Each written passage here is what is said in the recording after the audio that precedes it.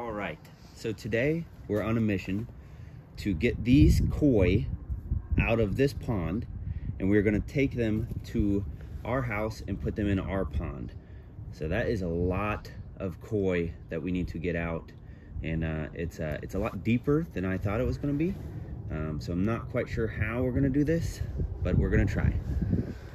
So, and we'll let you know at the end of the video how many we got, and also how we transported them, because we're going to be using our live well system, which I'll be doing a video about with the Mr. Bubbles aerator, Baby Bubbles aerator, which I'll do a video about that as well.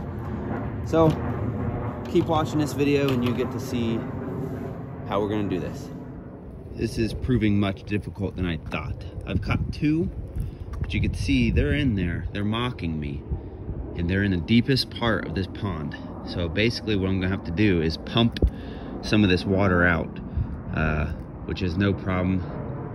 I see an electrical outlet up there. So that's what I'm gonna have to do, is pump some of the water out so I can walk to the deepest part. Because I cannot get those.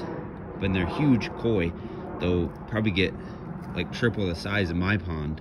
And they're big enough where the bass aren't gonna eat them. Like that one, he's pretty big. So we're gonna try to get that one before we leave. All right, so the water temperature feels the same at their house it is as my house. It's only like 3 miles apart. So we're gonna release these two. You can see how big they are. This one has like a white tail and then a white fin back. We're releasing these ones. And then instead of draining the pond like I originally said, we'll see where they go after the dust plume. My cousin down the road from me has a pool, and he has one of those long pool, cleaner things. So there's one right there. It's pretty cool. Should be easy to spot in my pond. It's very clear, especially right now, but there's a lot of places for them to hide and whatnot. So now what we're gonna do is we're gonna go get his pool cleaner thing. I don't know what you call it, a net skimmer, and we're going to try to get the rest of the fish and then release them into the pond. So that's what you're gonna see next. Strategies going with the pool skimmer. Okay, I think the pool skimmer. Got one, guys. Got one with the pool skimmer. It's at least a 20-pounder, guys.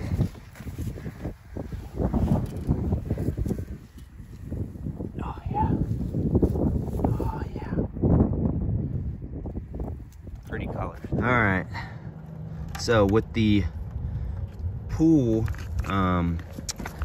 cleaner skimmer, I was only able to get two, but they're fat ones. So we're gonna release these in here. Like I said, the water's the same temperature, it feels like. So one didn't want to come out. That one's right there. It's right there.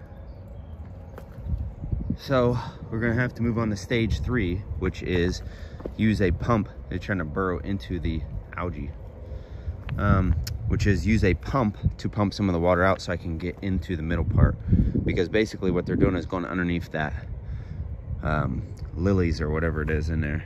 So I need to pump water out. All right, I'm just about to call it quits, because what they're doing is they're like burrowing into these. But I'll show you what I got so far, if you could see through these are my smaller ones. So I got about 6 smaller ones.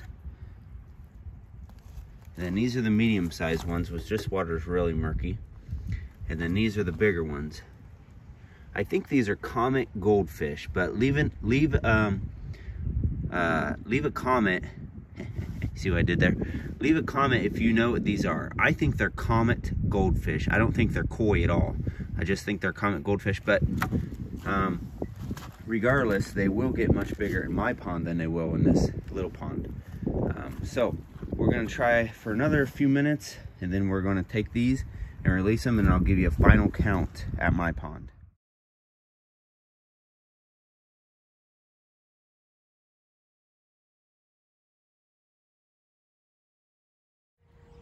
All right, so this is the biggest one we got. And like I said, you guys can let me know, is this a koi or a koi or a goldfish? This one looks like a koi, so I'm gonna release this one now. He looks like a koi because he looks more like carp-like, but the rest of them look kind of like goldfish. So now we're gonna count them out as we go along, okay? So that would be number 5. My net is frozen. 5, 6, 7, 8.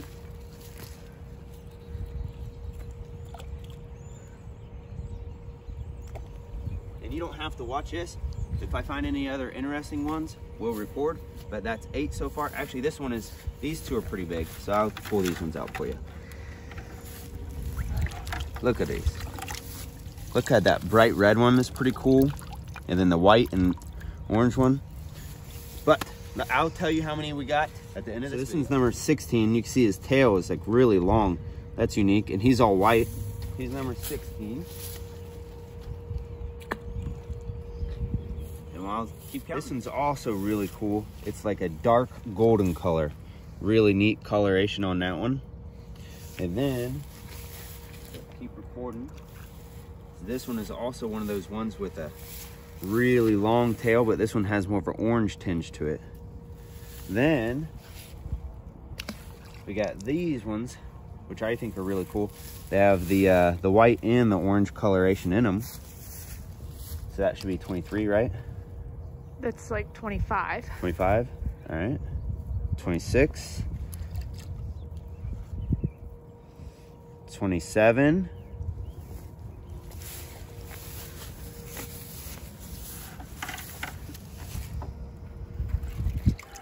These really dark orange ones are almost my favorite though. I think we'll be able to spot them easily. This is 28. And they're all swimming. Make sure there's none in here.